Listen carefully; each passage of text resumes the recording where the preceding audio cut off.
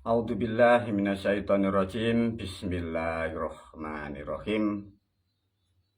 Murid santri dan para pemirsa, Assalamualaikum warahmatullahi wabarakatuh dan sugeng rahayu semua.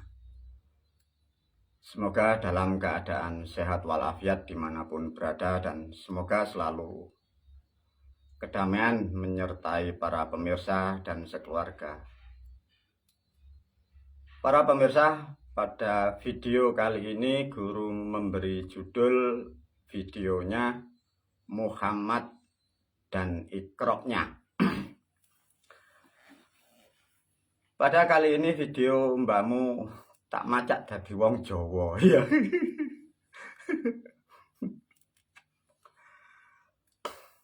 Mbakmu dina iki macak dadi wong Jawa ya, rada keren ya. Alhamdulillahirrabbilalamin. Para pemirsa, setiap manusia dari tumbuh yang kecil, akil balik menjadi dewasa dan menjadi orang, makin hari makin tahun tambah tua dan semakin tua. Dan manusia pun akan mengalami titik batas akhir, atau bahasa sekarang yang kalian nyebut off ya. Demikian juga guru, semakin hari semakin tahun usia pun bertambah, dan semakin bertambah pun juga semakin kurang. Adanya sesuatu yang masih banyak yang belum disampaikan kepada para pemirsa, khususnya murid dan santri. Guru selalu memberikan sesuatu pemahaman yang baru, juga pengertian barangkali yang sangat lampau, yang sudah hilang ratusan bahkan ribuan tahun, diulas sedikit lagi oleh guru. Dengan harapan khususnya murid dan santri dan pemirsa, satu, semoga memahami dan menjalankan kehidupan, terutama ruh dan jiwa Anda, semoga tidak tersesat dengan apa yang aku sampaikan melalui video yang banyak ini dan di video yang lainnya. Semoga para murid dan santri, khususnya juga pemirsa, mampu dan bisa menyelamatkan kehidupan masing-masing. Karena mengapa? Sesungguhnya semua manusia pun akan kembali kepada hitonya bila menemukan pendidikan, mendapatkan tuntunan dan bimbingan yang tepat dan benar. Sebelum diulas oleh guru tentang Muhammad dan Iqroknya, guru tadi sempat bersilat lidah dengan Bapak Tuhan ya. Apa para murid dan santri kembali lagi? Karena guru sudah lama dan sudah sangat banyak ilmu, pengertian, pengetahuan, hal-hal yang misteri tentang alam dan tentang nilai-nilai ketuhanan, dan hal-hal yang misteri, hal-hal yang ditutupi dari sejarah, sudah banyak yang dibagi bagi pemirsa. Sebenarnya bagi guru sudah merasa cukup yang sudah dibagi. Namun tadi masih berdebat lagi tentang hal, masih ditekan, masih dinasihati atau diperintahkan oleh Bapak Tuhan untuk menyampaikan kepada khususnya publik. Tadi guru sama seperti biasanya berdebat sama Bapak Tuhan. Hai Mustafa, apa yang telah kau sampaikan tolong dijabarkan yang lebih luas demi kemaslahatan, demi kebaikan bagi bangsa manusia yang menginginkan kebenaran. Sedangkan saya selaku guru Anda tadi berdebat silat apa? Wahai Bapak Tuhan, saya tidak tahu manusia atau orang yang di luar sana, saya tidak tahu itu produk siapa. Lantas mengapa saya kebagian untuk menyampaikan ini? Lantas Bapak Tuhan pun tidak menjawabnya. Tapi karena ada satu tekanan dan saya ukur apa yang aku sampaikan pun akan membawa dampak manfaat kepada siapapun yang mau berpikir dan yang mau mendengar dengan teliti dan tepat. Akhirnya tetap video ini nanti akan saya ulas lebih detail. Semoga harapan guru, para pemirsa, lebih khusus lagi murid dan santri, sangat paham untuk mengetahui akan jati diri sebagai manusia, dan sangat paham siapa diri kita, dan kelak pun kita, Anda akan mampu bisa mengembalikan hito Anda kepada sang awal di alam sana. Para pemirsa, sesuai dengan judul ini, guru memberi judul Muhammad dan Iqra-nya. Muhammad dan Iqra-nya ini masih terangkai dengan video yang ada gambarnya surga Adam atau surga Nabi Adam. Karena dari cerita itulah dikemas dan ditulis orang-orang terdahulu sampai mewarnai peradaban kurang lebih 1400 tahun, bahkan sampai 2023 Masehi ini. Sehingga bangsa manusia tidak mengerti apa sejarahnya, apa yang dimaksud itu. Namun tatkala sesuatu yang misteri disampaikan guru melalui video ini, manusia pun juga kadang bingung, kadang pola pikir atau intelektual atau kecerdasan spiritualnya tidak mampu menelan, sehingga terjadinya sesuatu dalam pemikiran bagaimana. Nah, semoga dengan memperpanjang, memperluas, dan memperdetail apa yang dimaksud dari video-video guru akan mengulas kembali. Satu contoh sebelum dimulai dari gambar seperti kemarin, para pemirsa khususnya dimanapun berada. Di dalam pemahaman mengenal diri atau jati diri, ada manusia diberilah tuntunan sebut namanya Islam. Di dalam Islam dari leluhur sudah memberi standar, memberi patokan kepada aku, disuruh menyampaikan. Sesungguhnya ilmu Islam disimpan di kata atau di kalimatnya. Ini yang harus digarisbawahi bagi para pemirsa kalau mau mempelajari sesuatu rohani atau spiritual atau keislaman. Jadi yang membuat kitab suci Al-Quran atau pakarnya atau ilmu yang ada di dalam Al-Quran sudah menyampaikan kepada gurumu, menyampaikan kepada saya bahwa ilmu Islam sudah aku simpan di kalimatnya. Itu pesan beliau sejak tahun 1997 itu. Beliau sudah menyampaikan, ilmunya tidak ada di mana-mana, tidak ada di tempat keramat, tidak ada di lembaga pendidikan, dan tidak ada di pondok-pondok seperti yang Anda gambarkan. Karena yang membuat ilmu Islam dan sebagian yang menyusun, beliau sudah menyampaikan bahwa ilmu Islam dimasukkan atau disimpan di dalam suatu kalimat atau bahasa yang terkandung di dalam maknanya itu. Sama melalui video ini, guru mengulas tentang kata Muhammad. Sebelum adanya sejarah kata Muhammad yang ditambahkan tafsir atau menjadi penjelasan ditambahkan kata Nabi, seperti menerangkan sejarah awalnya cerita manusia adanya Adam, sudah disampaikan guru melalui video. Kalau membicarakan kitab para murid dan santri juga pemirsa, kalau di dalam kitab itu ada kata Adam, sekali-kali jangan ditambahi kata Nabi. Bila ada manusia menerangkan Adam ditambahi Nabi, itu mindsetnya sudah salah, ya, dipahamkan. Karena itu bahasa substansi, tidak bisa ditambahi. Tatkala bahasa itu ditambahi, hilang maknanya, hilang arahnya. Sama apa yang dimaksud di dalam video ini, guru menyampaikan, tatkala di dalam kata Muhammad, jangan ditambahkan kata Nabi. Tidak sama nanti. Jadi sehingga kalimat itu tidak mengena apa yang dimaksud. Tapi nanti ada kata yang Muhammad itu Rasul ada. Jadi Muhammad dan Rasul itu masih terangkai. Tapi kalau sudah memakai kata Nabi, itu nanti beda pemahaman. Ini dipahami karena ini sesuatu bahasa yang linier yang suka didengar masyarakat. Tapi masyarakat asalnya tidak tahu dari sejarahnya. Diulas oleh guru. Begini para pemirsa. Di dalam kitab dari leluhur ditulis Muhammad, itu ya Muhammad ya. Jangan ditambahin Nabi, itu tidak ketemu nanti.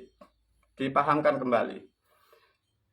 Satu contoh sebelum diulas, melalui video ini semoga guru mampu memberi solusi bagi bangsa manusia, khususnya umat yang ada di Negara Kesatuan Republik Indonesia, yang saling berdebat, yang saling ingin mencari kebenaran, namun belum mendapat kebenaran, mengeklaim dirinya benar. Satu contoh, guru memberi gambaran. Mengapa Muhammad itu tidak ada gambarnya, tidak ada fotonya, tidak ada patungnya. Dari video yang lain sudah diterangkan guru. bahwa Muhammad adalah bentuk raga manusia, diganti bahasa atau dipralambangkan dengan huruf Muhammad, ya, satu. Maka setiap manusia atau kata sebutan Muhammad dalam makna itu setiap umat atau manusia yang masuk Islam, nilai raganya diberi status Muhammad. Maka tatkala Muhammad itu berstatus setiap umat yang mengikuti metode Islam, maka tidak bisa digambarkan satu figur. Dipahamkan ya? Terus dua, ada lagi. Mengapa di dalam kitab-kitab ditulis bahwa Muhammad mempunyai gelar, ditulis dalam kitab Ummi. Ini pun juga jadi perdebatan sejak ratusan tahun, dan di era-era sekarang pun juga lagi rame, juga lagi trending. Dari pihak negara agama lain menuduh mengatakan Muhammad adalah orang yang tidak berpendidikan, dan kita sebagai umat dan sebagai umatnya marah dituduh sebagai panutannya tidak berpendidikan karena ada gelaran yang disebut Muhammad itu Ummi. Di dalam memahami kata Ummi ditafsirkan, diterangkan orang-orang bahwa Ummi diartikan tidak bisa membaca dan tidak bisa menulis. Kita beralasan, kita mencari pembenaran, pengikut umat beragama Islam pun mencari pembenaran dirinya karena sangat senangnya atas nama Muhammad. Sehingga mempunyai alasan, membuat alasan, kalau toh memang Muhammad, Nabi Muhammad itu bisa menulis dan membaca, dikhawatirkan dituduh kitab itu dia yang mengarang. Itu hanya alasan para pemirsa. Yang benar bagaimana guru? Dari video sudah disampaikan oleh guru bahwa yang disebut Muhammad itu raga. Yang dimaksud Muhammad itu raga, maka raga itu tidak bisa membaca, raga itu tidak bisa menulis. Bahkan makan pun tidak bisa. Karena raga adalah sesuatu elemen atau ornamen. Yang menggerakkan bukan raga, yang menggerakkan adalah sesuatu jiwa atau ruh. Karena memahami agama yang tidak tepat dan tidak tahu sejarah, dan sejarah pemahaman Islam sudah 1400 tahun hilang, sehingga umat pun bingung tatkala nabinya atau panutannya dituduh tidak bisa membaca, tidak bisa menulis. Jadi semoga dengan memahami ini para pemirsa faham, yang dimaksud Muhammad tidak bisa membaca, tidak bisa menulis, ya karena Muhammad itu raga. Di dalam pemahaman keilmuan Islam di Jawa, di orang-orang terdahulu itu dilambangkan bahwa raga atau tubuh manusia itu diibaratkan karung. Bila tidak ada yang mengangkat, dia seperti karung yang tidak berguna. Bagaikan kain, bagaikan sarung. Dia tidak ada gunanya bila tidak ada yang mengangkatnya. Nah, itulah yang dimaksud gambaran tubuh atau raga manusia itu. Semoga sedikit ini memahamkan bagi para pemirsa agar tidak terdogma, tidak berhalusinasi. Berhayal ada manusia di Arab mampu dan bisa membuat banyak hal. Semoga ini mampu untuk mencerahkan. Yang disebut Muhammad adalah perwakilan raga manusia yang mengikuti metode Islam, disebutlah, diberilah status Muhammad. Tatkala dua sudah dipahami dari mengapa Muhammad tidak ada gambarnya, sudah dipahami. Mengapa Muhammad diterangkan sebagai gelarannya Ummi, tidak bisa membaca, tidak bisa menulis, sudah terjawab. Masyarakat terobsesi dengan cerita-cerita yang dibuat seakan-akan di Arab itu ada orang yang bisa ke langit sampai membuat cerita macam-macam. Coba diuji melalui video ini. Para pemirsa, bagi semua Anda yang suka berhayal, yang Anda terjebak dari hayalan Anda dan hayalan dari kitab yang berada. Kalau toh memang ada seorang Rasul, manusia pilihan, manusia yang terhebat, manusia yang merahmati dunia. Pernahkah Anda berpikir, mengapa dia hanya mempunyai sahabat hanya 4? Ya, ketemu kan? Masa orang sehebat itu, sahabatnya lo cuma 4? Pernah berpikir seperti itu tidak para pemirsa?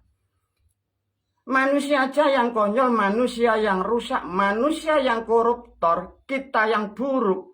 Sahabat kita lo banyak. Tapi mengapa di dalam cerita dalam kitab Islam, Muhammad sebagai panutan, sahabatnya hanya 4. Nah, itulah menerangkan bahwa semua itu adalah suatu gambaran karakter manusia. Itulah gambaran sifat-sifat manusia atau sifat tubuh manusia. Karena ada penggubahan sejak awal sehingga berubahlah hal-hal seperti yang dimaksud.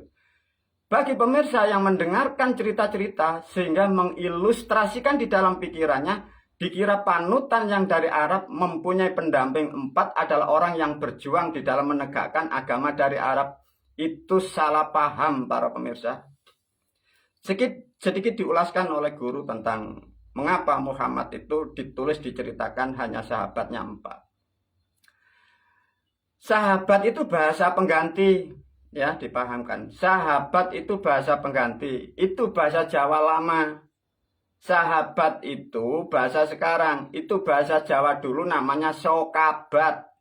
Ya. Karena pemahaman bahasa dan sejarah bahasa ini tidak tercatat oleh baik di negara kita, sehingga sahabat kok kira itu bahasa dari Melayu, bukan, itu bahasa Jawa kuno.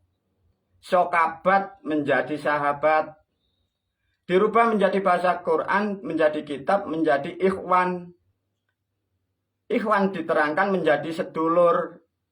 Kembalilah dari unsur 4, sedulur papat itulah yang disebut sahabat Muhammad, sahabat, sahabatnya tubuh. Sedikit guru mengulaskan dari 4. Coba di situ kata guru masuk agar kalian para pemirsa mendapatkan pencerahan yang agak luas ya. Coba bagi para pemirsa yang masih bisa mengikuti kalimat-kalimat atau kadang-kadang pujian di musola atau di masjid, Umar, Utsman, ya, Abu Bakar, Utsman, Sayyidina Ali. Coba itu apa sih para pemirsa? Itu kalau pemirsa salah memahami, kok kira itu ada orang yang besar tinggi, orang yang berjenggot, orang yang bersurban, memperjuangkan agama. Itu bukan para pemirsa. Coba diajarkan saya ambilkan satu dulu aja. Barangkali besok bisa diulas. Di situ kan ada Umar, Utsman, Sayyidina Ali dan Abu Bakar. Guru memakai satu bahasa saja untuk menerangkan yang dimaksud sahabatnya Muhammad atau sahabatnya tubuh. Dalam bahasa Jawa, sedulur papat. Para pemirsa, bagi kalian yang suka belajar agama, coba. Umar itu artinya apa? Coba diajarkan dan diajak berpikir melalui video ini. Apa para pemirsa? Umar itu artinya apa? Coba ayo.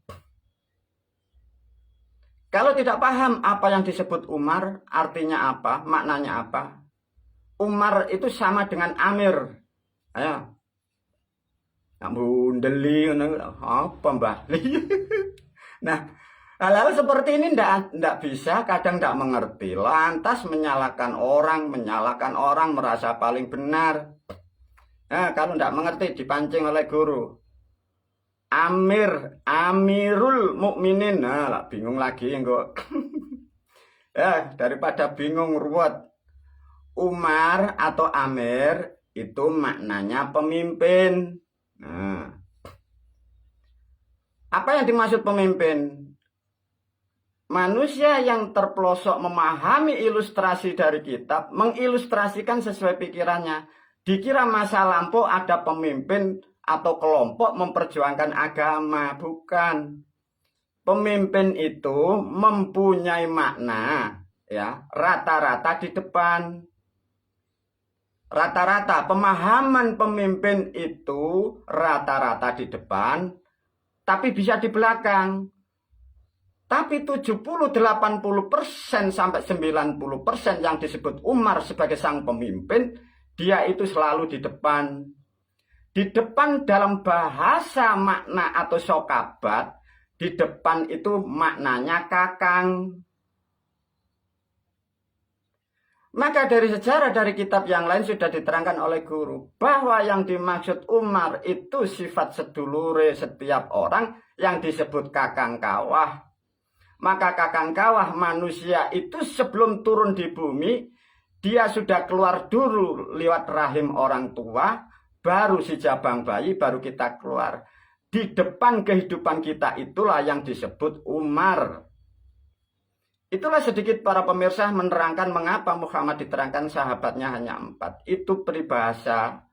Karena untuk menerangkan saudara 4 atau sedulur 4 itu sesuatu hal yang misteri, sesuatu hal yang sakral, sesuatu hal yang harus terjaga dan dilindungi. Untuk menerangkan itu dibutuhkan skill, dibutuhkan kemampuan, dibutuhkan spiritual, dibutuhkan puasa, dibutuhkan riyadhah. Sehingga dengan orang-orang terdahulu dari leluhur kita itu digubah. Itulah sedikit memahami tentang apa yang Muhammad ini, semoga bermanfaat. Guru masuk kepada ranah video ini dengan gambarnya, semoga sangat bermanfaat.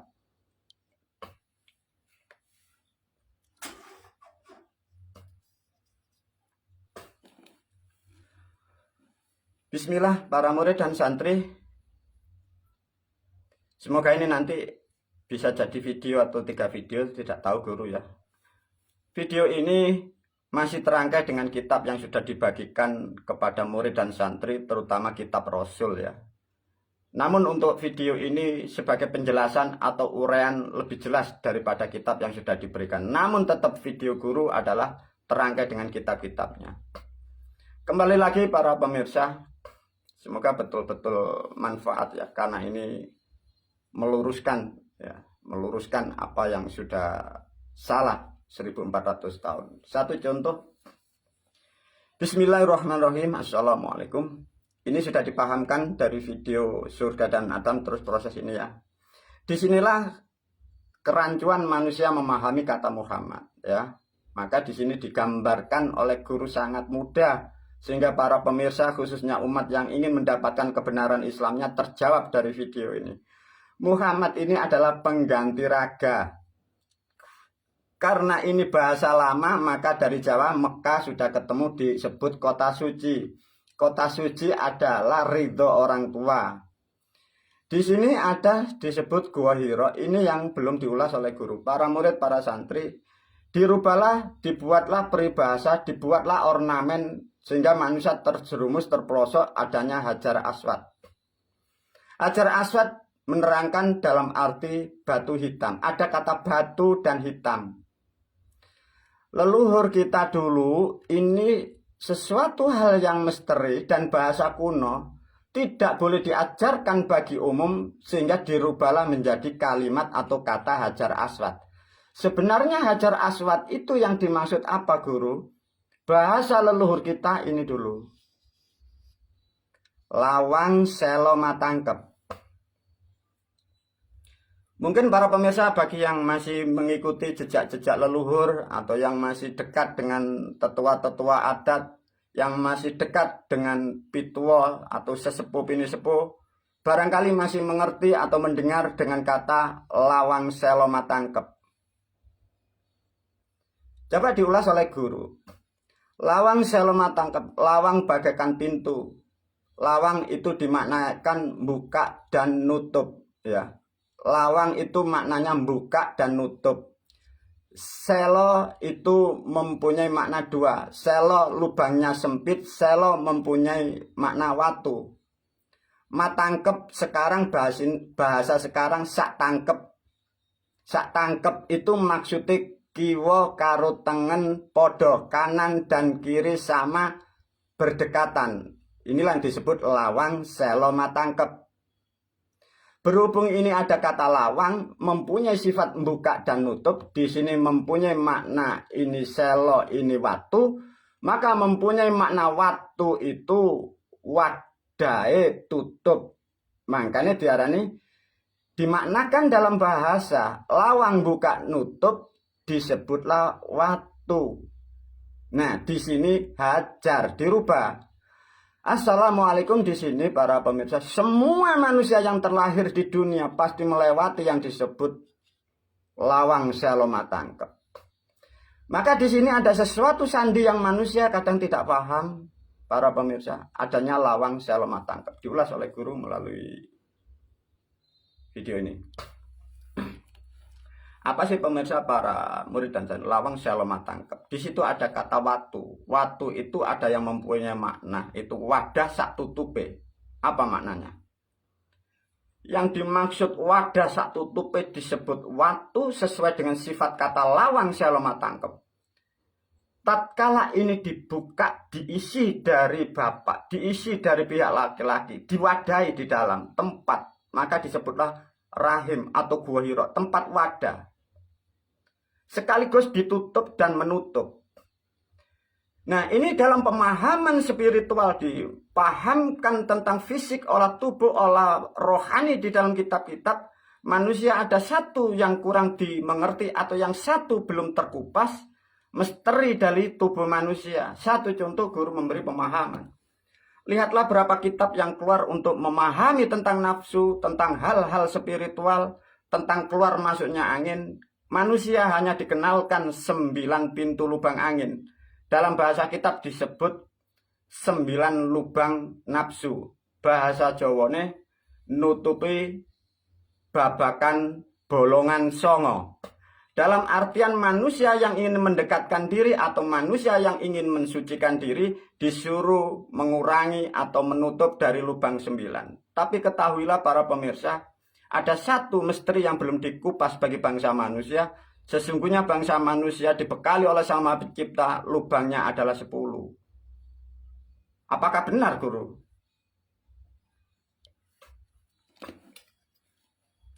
Ini maka para murid dan santri, disinilah ada lubang yang 10 ini. Lubang yang 10 karya yang diciptakan Sang Maha Pencipta itu tertutup dari kelamin laki-laki dan perempuan. Maka di dalam kelamin laki-laki dan perempuan, di dalam itu ada jalur sendiri, itulah jalur kehidupan. Dia bukan untuk membuang kotoran, tapi dia untuk menurunkan sebagai generasi makhluknya ke bumi. Itulah yang disebut lawang seloma tangkep. Sesuatu hal yang misteri, sesuatu yang tersirat, sesuatu yang tidak boleh dikupas sampai 1400 tahun.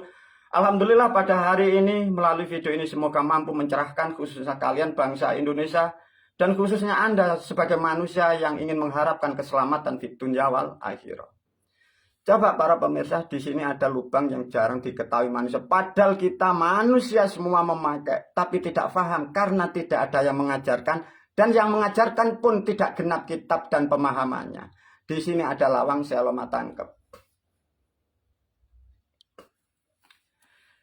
Diulas oleh guru, tatkala ada lawang seloma tangkep begitu misteri, begitu rahasia, itu ada sesuatu nilai sakral, itu bisa mengandung nilai makna. Itu tatkala diucapkan, tatkala mantra, itu ada doa, ada mantranya. Ada suatu kalimat yang mengikat di dalam lawang seloma tangkep. Ada yang menyebut lawang seloma tangkep, ada yang menyebut di situ gua pelok. Nah, ada lagi dikemas dari bahasa Hajar Aswad. Pahamkan dengan kalimat yang dimasukkan di dalam kitab suci Al-Quran. Itu ilmu ya para pemirsa. Saya buka sedikit di dalam kitabmu. Di luaran sana guru tidak mengikuti tafsir yang di luar ya. Karena itu sedikit password atau keyword yang dimasukkan leluhur kita. Itu ilmu. Atau kunci-kunci rahasia atau bahasa yang sangat bermakna untuk memasuki sisi-sisi nilai-nilai ketuhanan. Watturi sinina wahadal baladil amin. Itu bukan bahasa langit para pemirsa. Itu bukan bahasa Arab. Itu ilmu. Ilmu dari leluhur kita dari Jawa. Tapi karena salah tafsir atau tafsirnya bagaimana guru tidak mengerti. Tapi guru menerangkan apa yang dimaksud dari kalimat itu. Waktu di sini, nah di situ ada waktu. Ada lawang selo, Hajar Aswad. Waktu risin, ada sandinya, hurufnya sin. Wahadal baladin, waladun, walad anak. Disitulah jalur turunnya anak. Disitulah jalur untuk mencipta, memproduksi anak. Maka disebutlah anak tatkala berani dengan orang tuanya, maka leluhur kita di budaya kita, anak itu akan dampak kena kualat. Itu bahasa sangat lampau para pemirsa. Itu bukan bahasa Arab, itu bukan bahasa langit, itu bahasa ilmu. Waktu di sini nawahadzal baladil amin. Laqad khalaqnal insana fi ahsanin taqwim. Lah ketemu. Disitulah maksudnya di alam insan. Tsumma radadna asfala safilin dan seterusnya. sesuatu hal sedikit guru membuka. Semoga mampu mencerahkan pemahaman. Lantas dengan seperti ini, semoga para pemirsa sangat bermanfaat apa yang diajarkan guru melalui video ini. Untuk menyambung keterangan ini, dilanjut untuk video yang kedua. Assalamualaikum warahmatullahi wabarakatuh.